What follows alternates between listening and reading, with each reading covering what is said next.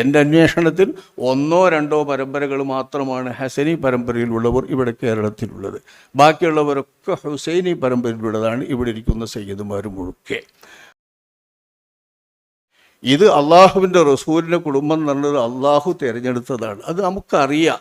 എത്രയോ തലമുറകളിൽ നിന്ന് ഇബ്രാഹിം നബിയുടെ പുത്ര പരമ്പരകളുടെ എല്ലാ ശാഖോപശാഖകളിൽ നിന്നും തിരഞ്ഞെടുത്ത് ഇസ്മായിൽ നബിയുടെ മക്കൾ പരമ്പരയിലൂടെ മക്കത്ത് വന്ന് അള്ളാഹുവിൻ്റെ ഹബീബ് ജനിക്കാൻ വേണ്ട കുടുംബമുണ്ടായതാണ് ഖുറൈശ്. ഈ ഖുറൈശിൽ നിന്ന് അള്ളാഹു തആല പ്രത്യേകം തിരഞ്ഞെടുത്താണ് ബനൂ ഹാഷിം. ഇതിൽ പെട്ടാൽ തന്നെ നബി സല്ലല്ലാഹു അലൈഹി വസല്ലമ തങ്ങളുടെ കുടുംബമായി. അവിടെ നിന്ന് ഇങ്ങോട്ട് ബനൂ ഹാഷിം എന്ന് പറയാനുള്ളതിൽ ഹാഷിമിൻ്റെ മകനായി അബ്ദുൽ മുത്തലിബ് വന്ന്, അബ്ദുൽ മുത്തലിബിൻ്റെ മകനായി അബ്ദുള്ള എന്നവർ വന്ന്, അബ്ദുള്ള എന്നവരുടെ മകനായ മുസ്തഫ സല്ലല്ലാഹു അലൈഹി വസല്ലമ തങ്ങൾ ജനിക്കുന്നത്. അപ്പം തിരഞ്ഞെടുപ്പ് എത്ര വന്നു? അള്ളാഹ് തിരഞ്ഞെടുക്കുന്നതാണ് പരിശുദ്ധമായ തിരഞ്ഞെടുപ്പ്. ആ പരിശുദ്ധമായ തിരഞ്ഞെടുപ്പിലെ പരിശുദ്ധമായ ബൈത്തുൻ നുബുവ്വത്തിൻ്റെ ദാറ് എന്ന് പറയുന്നത് ഈ കുടുംബത്തിനാണ്. ആ ബൈത്തിലെ കുടുംബം എന്ന് പറയാൻ ഹാഷിമിൻ്റെ മക്കൾ പരമ്പരയിലോ മുത്തലിബ് എന്നവരുടെ മക്കൾ പരമ്പരയിലോ പെട്ടാൽ മതി. ഇത് നബിയുടെ മക്കളുടെ പരമ്പരയിലാണ് ഇവിടുത്തെ തങ്ങന്മാരെല്ലാവരും ഇരിക്കുന്നത്. അള്ളാഹു ചെയ്ത മഹാഭാഗ്യം, മഹാസൗഭാഗ്യം. ഞങ്ങൾ ഈ ഉമ്മത്തിനും അതൊരു സൗഭാഗ്യമാണ്. ഇപ്പോൾ ഇവിടെ പറയപ്പെട്ടതുപോലെ ഈ ഉമ്മത്തിന് തണിയായി അള്ളാഹു സുബ്ഹാനഹു വ തആല അള്ളാഹുവിൻ്റെ റസൂലിലൂടെ ഇൽമ് നൽകി, വേദം നൽകി.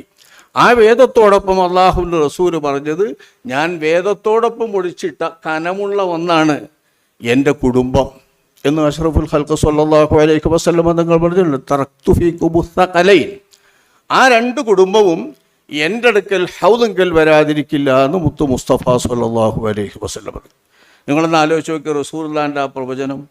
തങ്ങന്മാർ വംശത്തെ തന്നെ, നബിയുടെ കുടുംബങ്ങൾ വംശത്തെ തന്നെ ഇല്ലാതാക്കുന്നതിന് വേണ്ടിയാണ് ഒരു വേള കിർബല എന്ന് പറയുന്ന ആ വലിയ സംഭവം ഉണ്ടായത്. അതിലെല്ലാവരും പോകുമെന്ന് വിചാരിച്ചതാണ്. പക്ഷേ മഹാനായ ഹുസൈൻ റളിയല്ലാഹു അൻഹു തങ്ങളവരുടെ മകൻ, അതാണ് കൂടുതലുള്ളത് ഹുസൈനി പരമ്പര. ഇവിടുത്തെ നമ്മുടെ പരമ്പരകൾ അധികവും ബാലവി സാദാത്തുകളിൽപ്പെട്ട ഒരു പരമ്പരകൾ അധികവും, പിന്നെ ബുഖാരി സാദാത്തുപ്പെട്ട പരമ്പരകളൊക്കെയും ഹുസൈനി പരമ്പര തന്നെയാണ്. ഹുസൈൻ എന്നവരുടെ മക്കളുടെ പരമ്പരയാണ്. വേറെ കുറച്ച് പരമ്പരകൾ മാത്രമാണ് ഇവിടെ ഹസനി പരമ്പരയിൽ ശേഷിക്കുന്നത്. ആ ഹസനി പരമ്പരയിലുള്ളവരും ഇവിടെ ഉണ്ട്. ഹസനി പരമ്പരയിലുള്ളവർ വേറൊക്കെ നിൽപ്പുണ്ടെങ്കിലും ഹുസൈനി പരമ്പരയിലുള്ള ആ മഹാന്മാരായ ധാരാളം സയ്യിദുമാർ അവരാണ് വർദ്ധിച്ച് ഖിയാമത്ത് നാൾ വരെ ഉണ്ടാവുക. ആ പരമ്പരയിലുള്ള സയ്യിദുമാർക്ക് മുഴുവൻ ഒരു മഹാനായ അലിയുൻ സൈനുൽ ആബിദീൻ എന്ന് പറയുന്ന ഒരു കുട്ടി മാത്രം രക്ഷപ്പെടാണല്ലോ. ആ കുട്ടിയിലൂടെ വന്നവരാണ് ബാക്കി എല്ലാവരും. അവരുടെ പരമ്പരയിലൂടെ വന്നവരാണ് ഇവിടെ കേൾക്കുന്ന ഹുസൈനി പരമ്പരയിലുള്ള സയ്യിദുമാരെല്ലാം. ഹസനി പരമ്പരയിലൂടെ വന്ന മഹാനായ ഷെയ്ഖ് അബ്ദുൽ ഖാദിർ ജീലാനി തങ്ങൾ അവർകൾ പോലുള്ള മഹാന്മാരായ കുറേ സയ്യിദുമാരാണ് ഹസനി പരമ്പരയിലൂടെ വന്നത്. അവരുടെ പരമ്പരകൾ നമ്മുടെ കേരളത്തിൽ വളരെ ദുർലഭമാണ്. എൻ്റെ അന്വേഷണത്തിൽ 1-2 പരമ്പരകൾ മാത്രമാണ് ഹസനി പരമ്പരയിലുള്ളവർ ഇവിടെ കേരളത്തിലുള്ളത്. ബാക്കിയുള്ളവരൊക്കെ ഹുസൈനി പരമ്പരയിലുള്ളതാണ് ഇവിടെ ഇരിക്കുന്ന സയ്യിദുമാർ മുഴുക്കെ. അപ്പോൾ ഹുസൈനി പരമ്പരയിലുള്ള ഈ മഹാന്മാരങ്ങൾ നോക്കി, അള്ളാഹുവിൻ്റെ റസൂല് വേദത്തോടൊപ്പം ചേർത്ത് പറഞ്ഞ ആ കനമുള്ള ആ മഹത്തായ കനം, ആ കനമാണ് കേരളം എന്നല്ല, കേരളീയ രൂപമെന്ന് മാത്രമല്ല, ലോകത്തിൻ്റെ ഏത് ദിക്കിൽ പരിശുദ്ധ ഇസ്ലാം നല്ല തെളിമയോടെ നിൽക്കുന്നുണ്ടോ അവിടെയൊക്കെ ഏതെങ്കിലും നാടിൽ നിന്ന് ഏതെങ്കിലും രൂപത്തിൽ ഏതെങ്കിലും സയ്യിദുമാർ വന്ന് അവരുടെ നേതൃത്വത്തിലൂടെ വളർന്നു വന്ന സമൂഹമാണ് പരിശുദ്ധരായി നിൽക്കുന്നുള്ളൂ. ലോക ചരിത്രം പരിശോധിച്ചാൽ, ഉമ്മത്ത് മുസ്ലിമെ പരിശോധിച്ചാൽ, സയ്യിദുമാർ ഏതെങ്കിലും നാട്ടിൽ ചെന്ന് അവരിലൂടെ വരുന്ന പരമ്പര മാത്രമാണ് തെളിമയോടുകൂടെ ഇസ്ലാമിക പാരമ്പര്യത്തിലും സംസ്കാരത്തിലും നിൽക്കുന്നുള്ളൂ.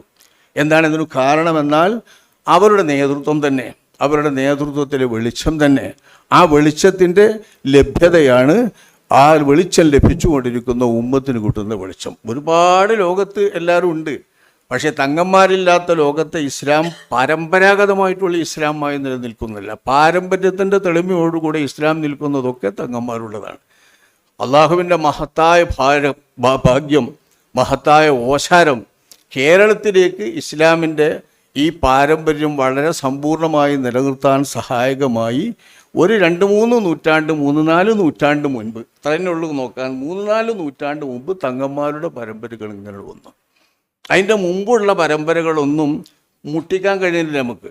നമ്മൾ പറഞ്ഞു പോയാൽ ചിലരൊക്കെ പറയുന്നുണ്ട്, ചരിത്രം പറയുമ്പോൾ ഒരു പൊന്നാനിയിലെത്തിയാൽ കഴിഞ്ഞു എന്ന്. സംഗതിയാണ്, സ്വഹാബത്തിൻ്റെ കാലം മുതൽക്കേ ഇവിടെ ഇസ്ലാമുണ്ട്. പറഞ്ഞു വന്ന ഇസ്ലാമിൻ്റെ സംസ്കാരം നമ്മൾ പറയുമ്പോൾ പൊന്നാനി വരെ മുട്ടിക്കാനോ അല്ലെങ്കിൽ കോഴിക്കോട് വരെ മുട്ടിക്കാനോ കഴിയുന്നുള്ളൂ. കോഴിക്കോടോ പൊന്നാനിയോ മുട്ടിച്ചാൽ ഇസ്ലാമിൻ്റെ പാരമ്പര്യം പിന്നെ അവിടെ നിന്ന് അങ്ങോട്ട് പറയാൻ നമുക്ക് കിട്ടുന്നില്ല. എന്താണ് ഇതിന് കാരണം? പാരമ്പര്യം നിലനിൽക്കത്തക്ക രീതിയിലുള്ള സുഭദ്രമായ ഒരു സൊസൈറ്റി, ഒരു ഒരു കെട്ടുറപ്പുണ്ടാക്കാൻ അതിൻ്റെ മുമ്പത്തെ പരമ്പരകൾക്ക് സാധിച്ചിട്ടില്ല. ഇസ്ലാമൊക്കെ വന്നിട്ടുണ്ട്, പരന്നിട്ടൊക്കെ ഉണ്ട്. പക്ഷെ വന്നിടത്തോളം വന്നതൊക്കെ കേരളീയ മുസ്ലിം സമൂഹത്തിൽ ഉറപ്പ് കിട്ടിയതും ഒരു സാമൂഹിക അവസ്ഥ മുസ്ലിം ഉമ്മത്തിൽ നല്ലപോലെ ഉണ്ടായതും തങ്ങന്മാരിവിടെ വന്നതിൻ്റെ ശേഷം. പല നാടിൽ നിന്ന് വന്ന പല തങ്ങന്മാർ. അതിന് 3-4 നൂറ്റാണ്ടിൻ്റെ പരിക്കേ ഉണ്ടാവുള്ളൂ. ഇപ്പോൾ അമ്പർത്തങ്ങളാണ്ട് എന്നുള്ള ഇപ്പം അതിൻ്റെ സമാപനമാണ്. അത് 100 ചില്ലാനം കൊല്ലല്ലേ ആയിട്ടുള്ളൂ. അങ്ങനെയുള്ളൊരു പരമ്പര കുറച്ച് കണ്ട് ആലോചിച്ചാൽ അത്രയൊക്കെ ഉള്ളൂ വന്നത്. കുറച്ച് 2-3 അപ്പുറം 3-4 നൂറ്റാണ്ട് അതിൻ്റെ അപ്പുറത്തില്ല.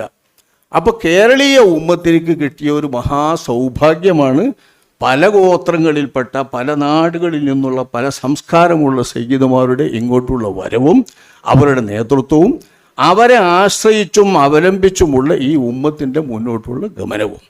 ഈ ഗമനത്തിന് സഹായകമായി അള്ളാഹു സമ്മാനിച്ച നിങ്ങളോട് ഈ ഉമ്മത്ത് വളരെ കടപ്പെട്ടവരാണ്, ഈ സമുദായം കടപ്പെട്ടവരാണ്.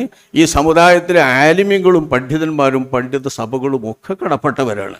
കാരണം ആ പണ്ഡിതന്മാർക്ക് ഈ ഉമ്മത്തിനെ വഴങ്ങിക്കൊടുക്കാൻ, ഈ ഉമ്മത്ത് അവർക്ക് വഴങ്ങി നിൽക്കാൻ സയ്യിദുമാർ തന്നെയാണ് കാരണം.